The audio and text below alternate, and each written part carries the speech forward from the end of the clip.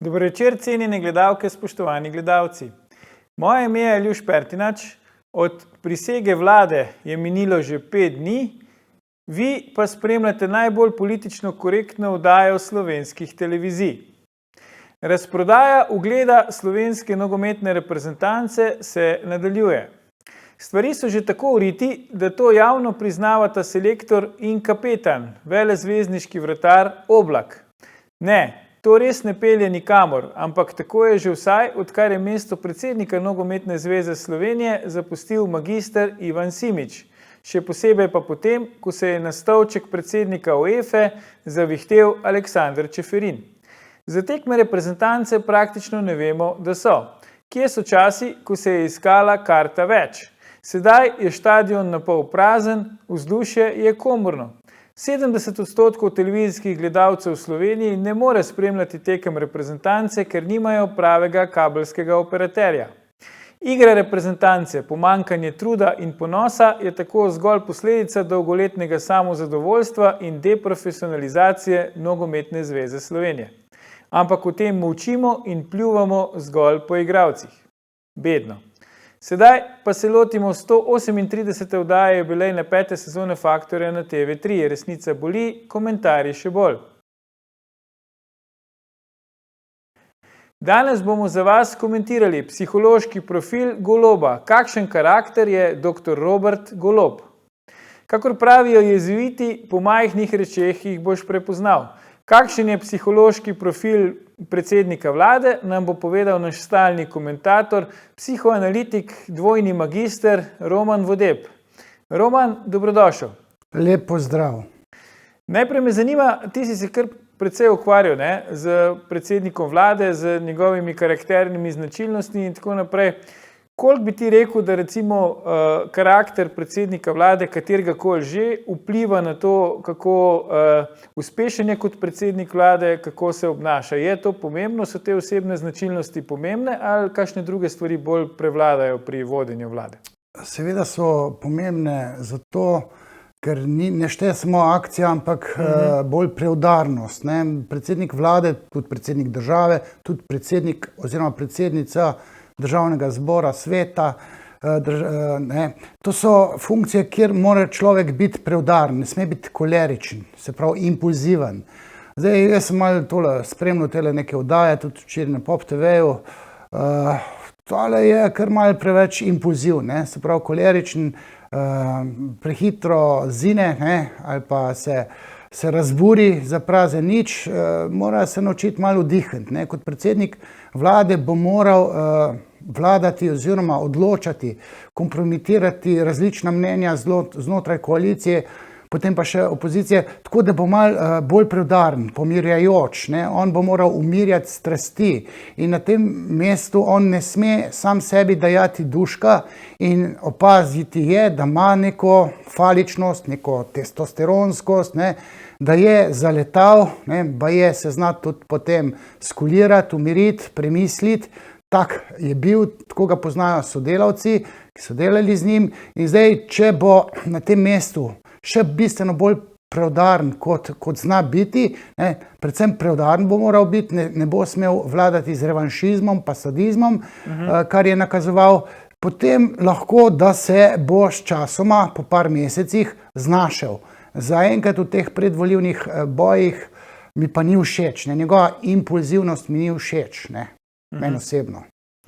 Ampak zdaj dejansko Robert Golob je dosegel pač zgodovinski na nek način volilni rezultat s tem, kar si zdaj povedal. Kako težko je po tvoje pol pa zdaj kar naenkrat preklopiti?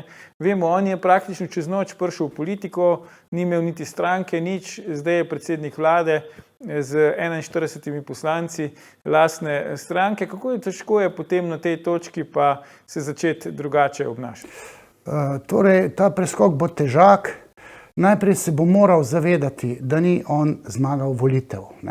Njemu bo moral nekdo tako prišepniti, namigniti, mu modro servirati kruto resnico, ki pa pač taka, da ni on zmagal volitev, ampak da je anti-Janša sentiment bil tisti, ki je združil levo volilno telo proti Janši. Zdaj, če bi na njegovem mestu bil kdorkoli drug, dovolj dober, ne, bi ta dovolj dober kandidat zmagal, ne. Tudi Robert Golob ne bi zmagal, če bi folk, recimo, bil seznanjen z njegovo plačo. Ta podatek, ne, so mainstream mediji zamolčali, ker to bi bil smrtonosen podatek, zaradi katerega mogoče niti ne bi zmagal, ne, ker ljudje so fovšni. Ampak oprosti, Roman, ti res misliš, da kdo ni vedel za to njegovo plačo? Pa se ta plača je bila povsod, se tudi v kampanji so se o tem pogovarjali. Ne, tiste napovedi davčne nekako ni hotel, ni želel, tudi verjetno so mu svetovali, ker obstaja nek kandidat, ne vem, za koga je bil, ali za predsednika države ali celo za mandatarja Arhara. Imel je nenormalno visoko plačo in ko prišel ta podatek v javnost, je padla njegova popularnost, njegov rejting za, mislim, 50%. Ne? Ja, to drži, samo to je bilo že veliko let nazaj. Mogoče so se vmes tudi standardi spremenili. Zdaj se mi zdi, da plača ni bila veliko odločilni faktor. Zavist ljudi, fovšija, ne, je toliko močna, da bi tale dobil Golob bistveno manj, če bi se eksaktno vedelo, kako je v preteklih desetletjih, ne, 10 letih recimo, kako je služil. Kakšno je bilo razmerje njega do najslabše plačanih delavcev. Ne. Ta levica recimo protežira ta razmerje 1:4, 1:5. Ne. Se pravi, če ima on 20 000 evrov plače, bi imela čistilka 5 000 evrov plače. Ne. To pa ni tako.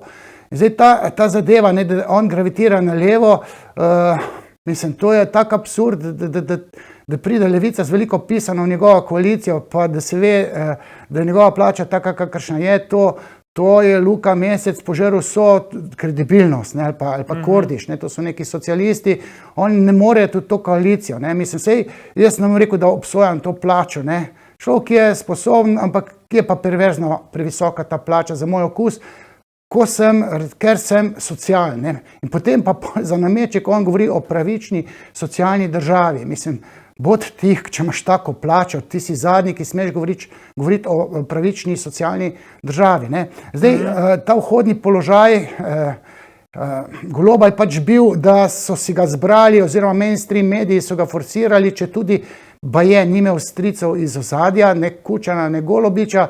On zdaj, če misli, da je on to sam dobil, da je njegova karizma bila tista odločilna, pa nekdo mu mora res servirati vsak, ne bom rekel bedak, dovolj dober kandidat, ki ga bi mainstream mediji podpirali, bi dobil volitve s tako večino, kot je on dobil. On je samo na krilih svojega revanšizma bil sadističen, ne, zato ki je bil ob ta mošniček, ne, ob te Evrčke, ne, on je sadistično šel v to kampanjo in za moj okus je bil preveč napadalen, tudi spodletelo je govoril o tej vladi. Zdaj pa ljudje so, jaz jim rečem ovce, ne, to volilno telo je, po domač povedan, glupo. Ne. Svobodne volje volilno telo nima.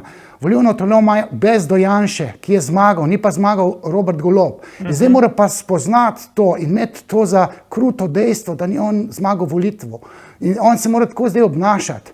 Mora zdaj ta ego malo zmanjšati, ne? Ker jaz sem v tem enih kontekstih rekel, da je en egomanjak, ki bi najraje vladal kot monarh. Ne? V demokraciji pač ne more vladati kot monarh in svoj ego bo mogel zdaj prepoloviti, če uspešno vladati. Mislim, jaz bom recimo, da stal za vsako vlado stojim, zato ker rabimo podporo neki vladi, ampak ta vlada je pa v predvolilnih bojih imela pa take grehe, da ga jaz izredno težko rehabilitiram, pa ga bom, če se bo umiril. Oziroma, če bo umiril tiste svoje, recimo tudi tolo predsednico Urško, če jo bo umiril, ker ne more ona takih izpadov imeti, ne?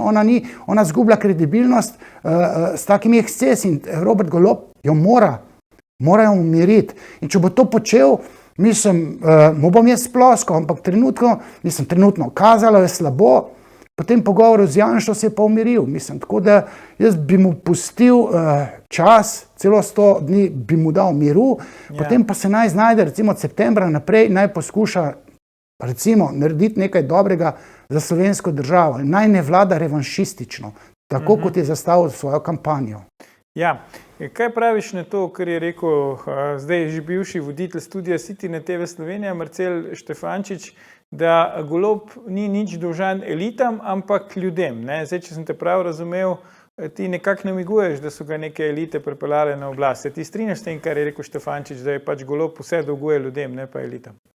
torej dolguje mainstream medijem. Ne. On bi moral spoznati, da te mainstream mediji imajo v ozadju neke strice in ti strici diktirajo odnos do nekega kandidata na levi strani, ki naj bi premagal Janšo.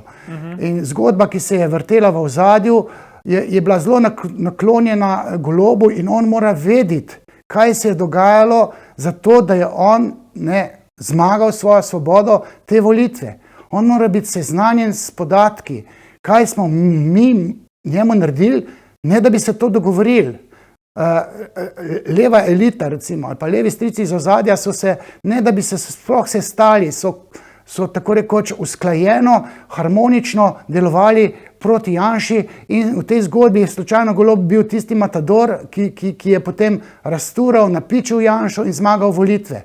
Zdaj pa kot nek pameten človek, nek kapaciteto pameti ima, ampak biti pameten v energetiki še ne pomeni, da si ti pameten v teh mehkih kontekstih družboslovnih znanj, recimo sociologije, politologije, psihologije, predvsem. On mora brati karaktere svojih sodelavcev, tudi svojih koalicijskih partnerjev in zdaj kapaciteto ima. Če pa si bo pustil malo dopovedati ta mehka znanja, da ne bo zdaj na tem egu vihral cel svoj mandat, potem se bo znal zakalkulirati, zameril se bo levi eliti in tudi ljudem. Sam se mi zdi, da ni toliko butas, da bi tvegal to in bo se, po mojem mnenju, zdaj, ko je tako rekoč monarh, se bo skuliral, bo stopil 2 koraka nazaj, kar je že nakazal, in bo poskušal biti preudaren, ne tako udaren, kot je bil v predvolilnih teh bojih. Predlagam, da si zdaj vzamemo krajši predah, Roman, ampak ne nama uid, gledalke, gledalci, se vrnemo po oglasih, ko nadaljujemo s komentiranjem. Kakšen je psihološki profil novega predsednika vlade, dr. Roberta Goloba? Ostanite.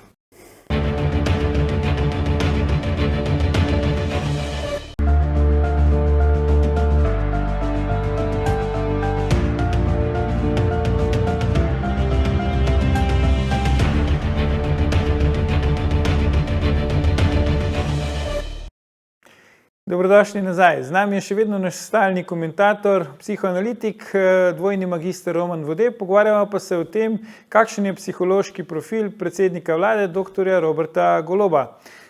Roman, v prvem delu oddaje si rekel, da je Golob vsaj znotraj koalicije, nedvomno alfa samec, rekel si, da se mogoče celo preveč tako obnaša, ampak ni pa, se mi zdi, odvisen čisto samo od sebe. So tudi ljudje, katerim marsikaj dolguje, o tem si tudi govoril, in so tudi ljudje, ki so včasih imeli neko premoč nad njim. Zdaj v prvi vrsti pridete na misel nekdanja predsednica vlade, ki je zdaj sicer državna sekretarka v vladi Roberta Goloba, pa bo kasneje ministrica, ko bo zakon spremenjen, Alenka Bratušek, in pa seveda večni ljubljanski župan Zoran Janković, kajti Golob je iz LDS-a potem presedlal v pozitivno Slovenijo. Zdaj, koliko moči ima po tvoje Janković nad Golobom? Ker vemo, ko je bila predsednica vlade Alenka Bratušek, se je zalomilo, ker je Janković želel stvari, ki jih mu ni mogla zagotoviti, želel je biti močnejši, kar ni bilo mogoče, in potem pač je tista vlada padla. Je možno, da bo tudi ta vlada Golobova pade na tej točki, če bo Zoran Janković hotel preveč, oziroma kdo je močnejši v tem odnosu Golob-Janković?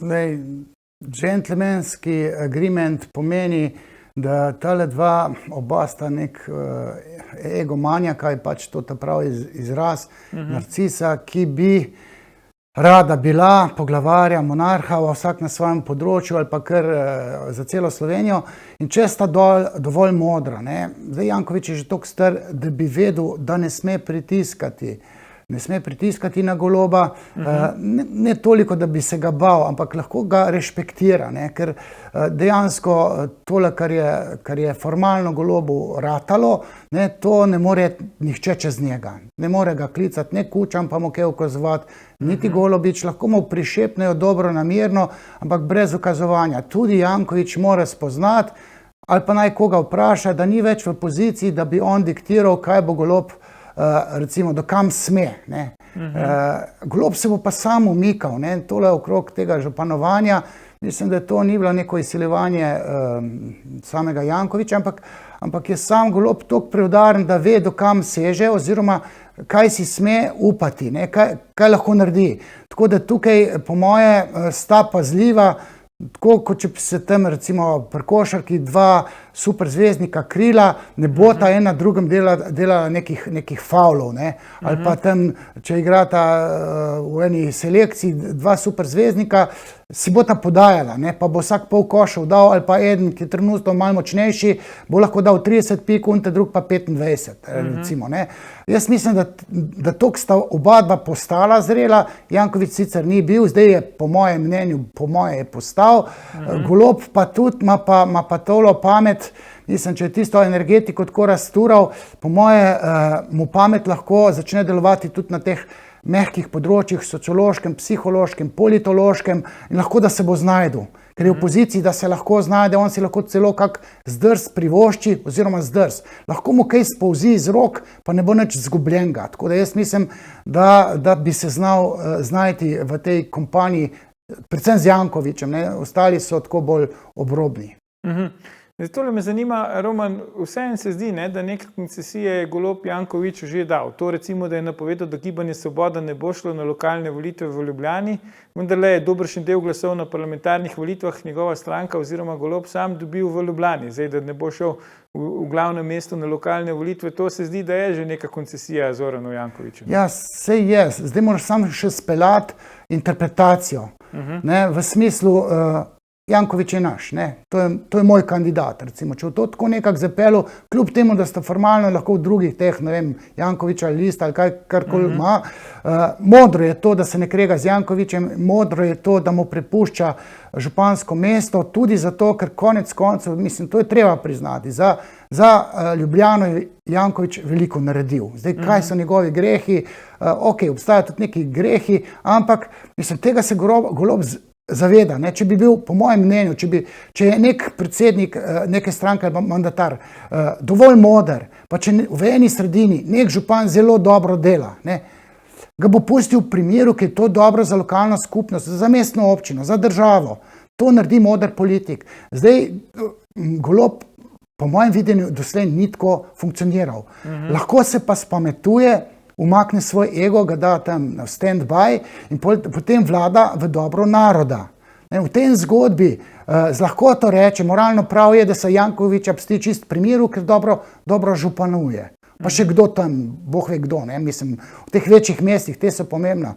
Tako da jaz z tega naslova ali pa v tem kontekstu ne vidim nekih večjih problemov. Bolj me skrbi, če bo znal Golob autorefleksivno ali pa čuječno, autoanalitično motriti svoje slepe pege, ne?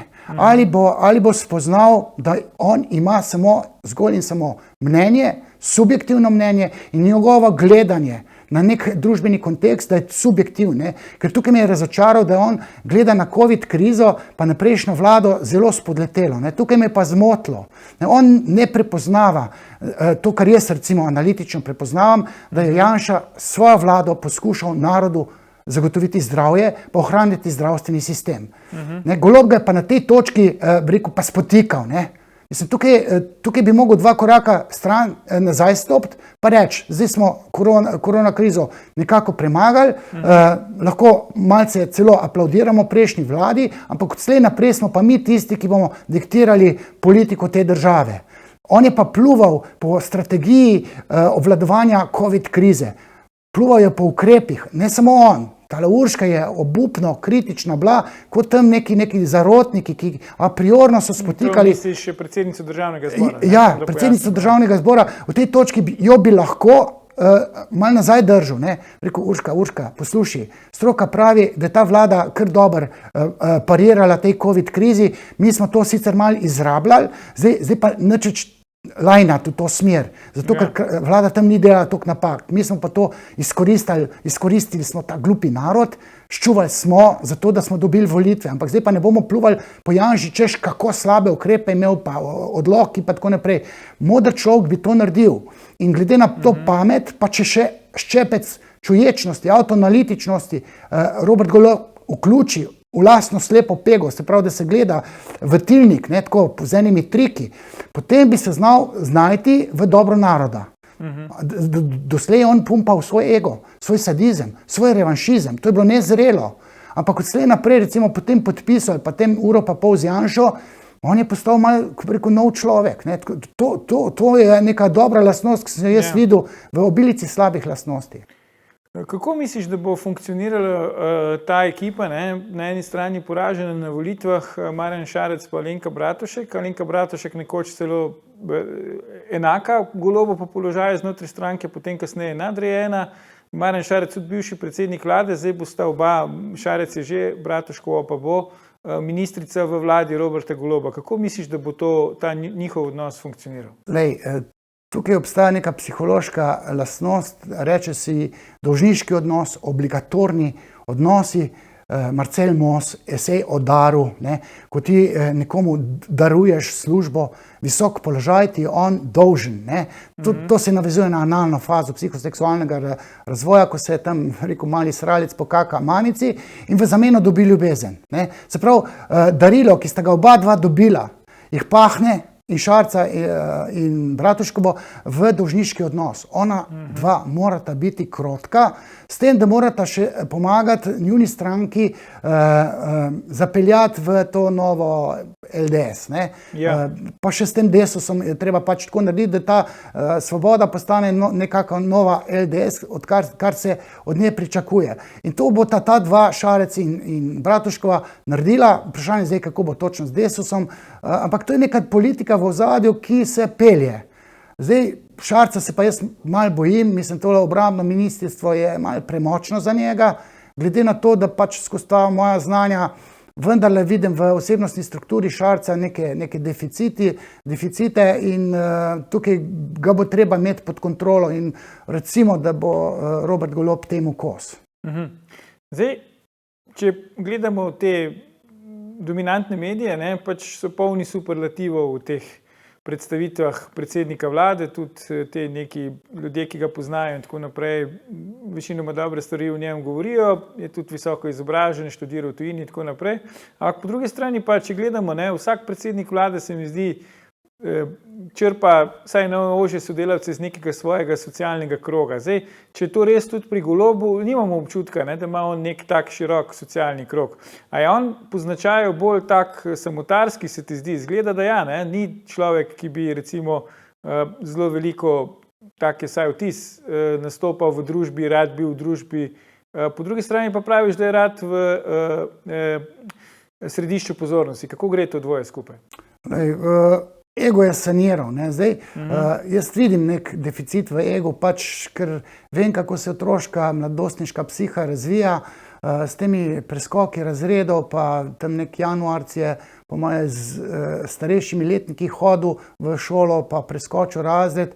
On je po konstituciji bil majhen, tudi ni bil čist konkurenčen tem puncam, ki se ti najstniki zaganjajo. Lahko da je bil, ampak v psihični realnosti se je lahko zgodil nek deficit.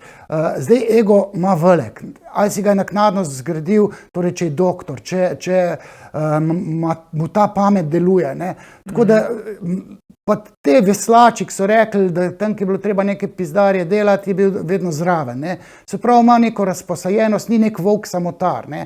Čeprav včeraj sem gledal, ki se je učil, se tam ob vodi, čist sam učil tam nekje. Ne? Ok, ima pa tudi neke rane, ne? Biti tam nekje v enem klubu, kjer ti foter sponzorira cel klub, ne? Ti si pa tam protežiran samo zaradi fotra.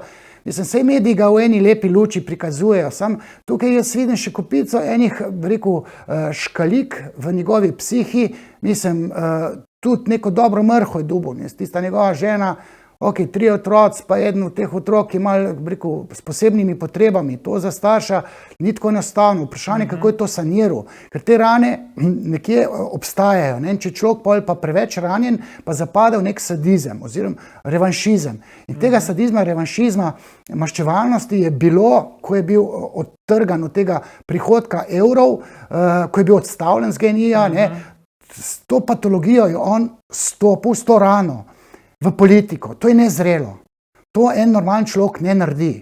Mislim, tudi jaz sem bil svoj čas odžagan čez noč z enega direktorskega mesta, ampak meni na kraj pameti ni prišlo, da bi jaz ne vem kaj izkoriščal samo zato, da se maščujem, ker je to nezrelo. Ta si je pa to privoščil. Ne. Tukaj jaz vidim nek zdrs, ki ga lahko zdaj sanira. Do zdaj ga ni, lahko da ga bo, ampak take superlative, ki jih ima on zdaj etiketirano na sebi prilimane, ne, to, kar mediji delajo z njega, to je treba pomnožiti s polovico. Ne. Ni tak briljanten, ne. Mislim, pametni je že, samo vprašanje, kako se bo znajdel s temi ljudmi, ker tega ni glih vajen, on je vajen ukazovati. Ne. Tukaj v demokratičnih teh kontekstih pa ne more on monarhično pristopati. Ne. Tam se mu bo slejko prej nekdo uprl, oziroma mu bo tam petarde pod noge metu, mu bo spodrsnilo in vsi mu bojo pomagali, da pade. Se na to mora računati in neko to vrstno pamet se mora še priučiti, tako vidno. Je pa nekaj res, ne, Roman, da alfa in omega agencije Mediana Janja Božič Marot ga pa še ni razglasila za Luko Dončića slovenske politike, tako kot je nekoč rekla za Marjana Šarca. Ja, ona se je fejst takrat upekla, ne, mislim, zaletava se tam neki šopiri, ne, nje je tudi servirano, to nima ne vem kakve pameti. Tiste številke malo pobarantati, to ne rab človek biti pamet, ne. Jaz mislim, da od teh zadnjih kandidatov, ki so bili na levici, te poredni sinovi, novi obrazi, ne, ta kronični primanjkljaj očeta pri levem volilnem telesu, je pri njem zopet prišlo do izraza in on od teh novih obrazov se mi zdi, da ima največji potencial, če bo še koga poslušal. Ne. Ja.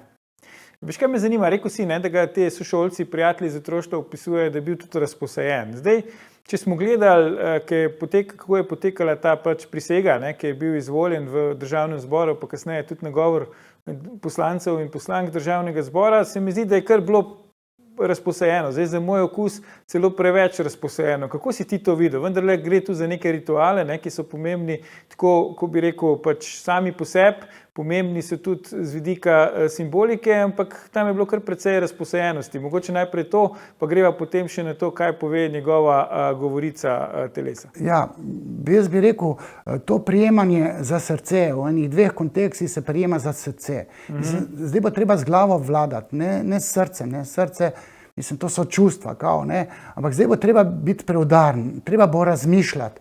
In v tej mimiki se mi zdi malega izdajanje zavedno, do zdaj še ni igral samega sebe, od slej naprej bo igral in ne bo analizabilen, ampak doslej ta geste, prihod, mimika, ne, kako, mislim, tisto objemanje s to Urško ni bilo čisto na njegovo pobudo, to je njen zdrs, ne njegov.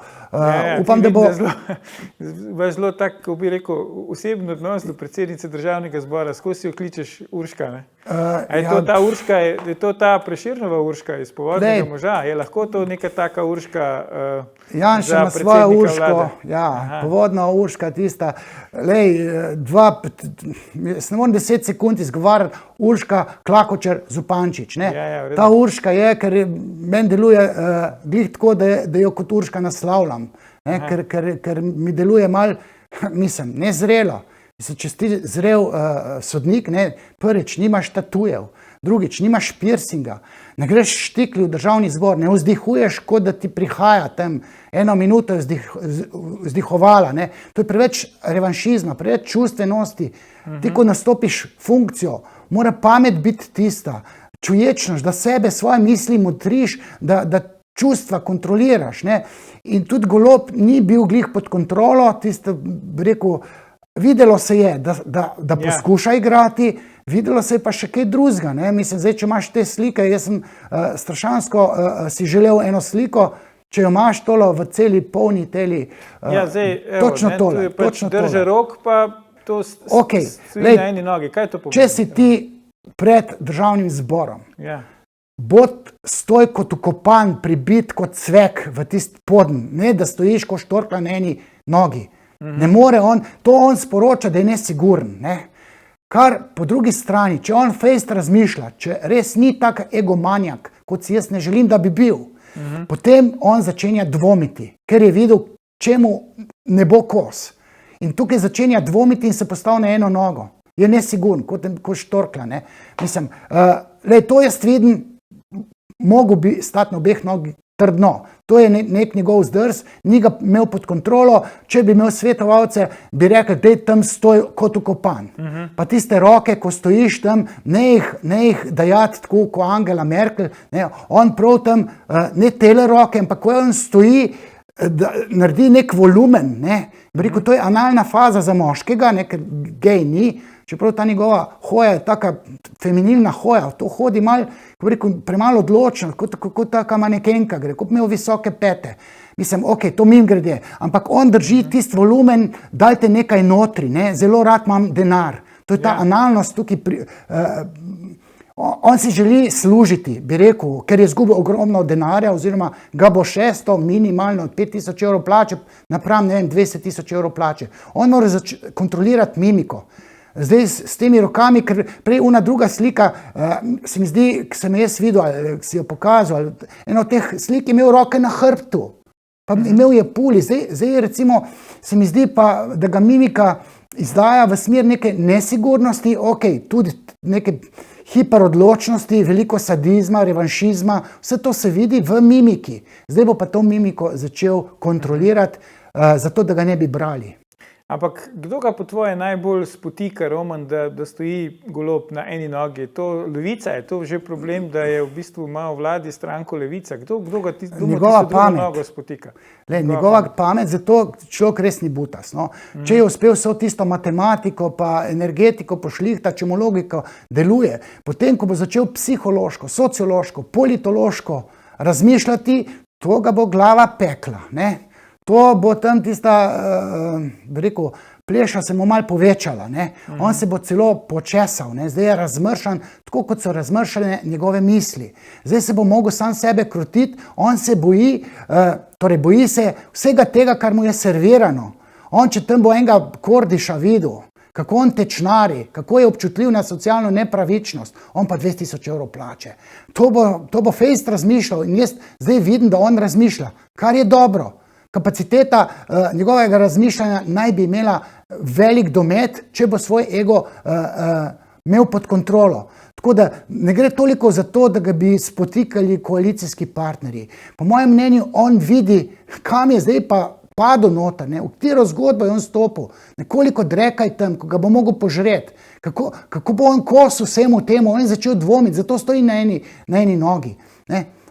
In niso zdaj vsi tile spotekljaji, ki jih doživlja ključni. Ključno je njegovo razmišljanje. On kompleksno razmišlja, po mojem videnju, glede na to, da ima kapaciteto te pameti kar dobro.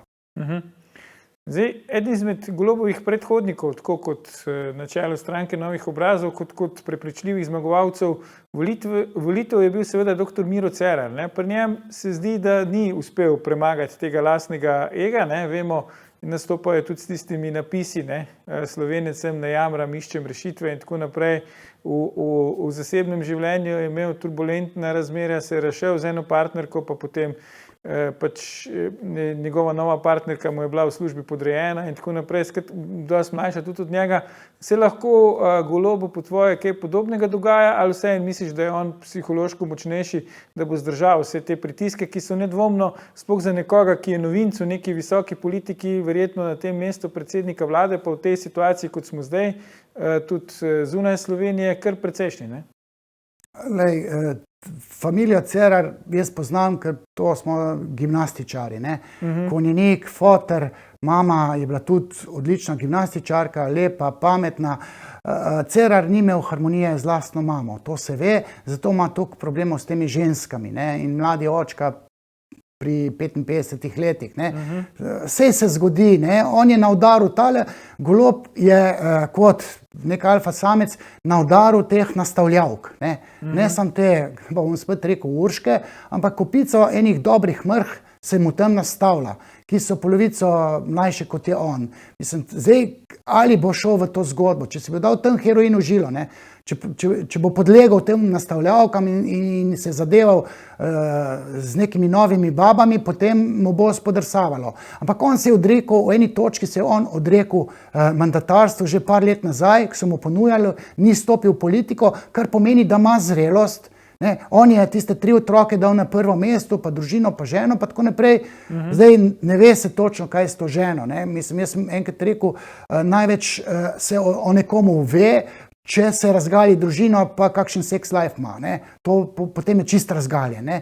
Pri njem je to vse skrito, ampak recimo na papirju, mislim, ta insinuacija, da ima neki 100 urško, ne, transferna razmerja obstajajo. Se pravi, vse te babe čustvujejo na zelo pozitiven način z Golobom. Golob je pa tist pameten, ne, ki bo rekel, do tukaj naprej pa ne. Star slovenski pregovor pravi, ne meši kurca tam, ti je kruh. Ne.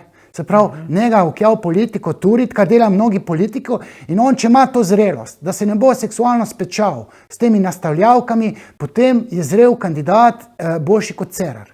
Cerar je pa tam, ne vem, koliko 2-3 babe zamenil, mislim, tako da on je tudi popustil v enem koleričnem kontekstu in zelo sta si podobna. Po tej koleričnosti sta si podobna, ampak se mi zdi, da spričo življenjske zgodbe, ki jo pa ima Golob, s temi 3 otroci pa ženo, se mi zdi, da bo bolj kos svoje koleričnosti, impulzivnosti, kot je bil Miro Cerar. Tako da še kar jaz upam, da se nagliha vsaj toliko, da bo delal za dobro naroda, države, ne pa proti Janši, pa z nekim revanšizmom do konzervativcev oziroma desničarjev. Ja, vemo, ne, te medosebni odnosi, posebej v partnerskih razmerjih, so tudi zelo pomembni. Vemo, tudi Marjan Šarec, ne, je imel s tem težave in je verjetno tudi zaradi tega pač njemu bilo težje na položaju predsednika vlade.